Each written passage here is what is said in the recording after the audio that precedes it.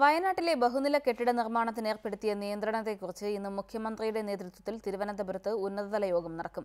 മന്ത്രിമാരും വയനാട്ടിലെ ജനപ്രതിനിധികളും യോഗത്തിൽ പങ്കെടുക്കും. വിഷയത്തെക്കുറിച്ച് ഇന്നലെ വയനാട് കളക്ടറേറ്റിലും ജനപ്രതിനിധികളുടെ യോഗം നടന്നു.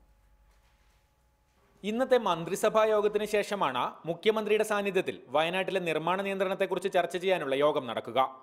യോഗത്തിൽ മന്ത്രിമാർ, ജില്ലയിലെ ജനപ്രതിനിധികൾ, ജില്ലാ കളക്ടർ കേശവേന്ദ്രകുമാർ തുടങ്ങിയവർ പങ്കെടുക്കും. വിഷയവുമായി ബന്ധപ്പെട്ട വയനാട്ടിലെ ജനപ്രതിനിധികൾ, രാഷ്ട്രീയ നേതാക്കൾ, ഉദ്യോഗസ്ഥർ തുടങ്ങിയവരുടെ യോഗം ഇന്നലെ നടന്നു.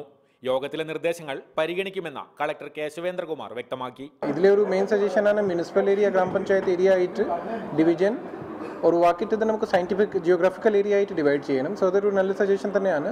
അത് നമുക്ക് 4 മീറ്റിംഗ് ശേഷം പിന്നീട് ഒരു റൗണ്ട് സിറ്റിംഗ് വിളിച്ചിട്ട് ഇതിലൊരു സയന്റിഫിക് ആയിട്ട് എന്തെങ്കിലും ഭേദഗതി വേണമെങ്കിൽ നമുക്ക് അതിനുവേണ്ടി ഞങ്ങൾ തയ്യാറാണ്. വയനാട് കളക്ടറേറ്റിൽ നടന്ന യോഗത്തിൽ കേരള കോൺഗ്രസ് മാണി വിഭാഗം മാത്രമാണ് കളക്ടറുടെ ഉത്തരവിനെ പൂർണ്ണമായി എതിർത്തത്.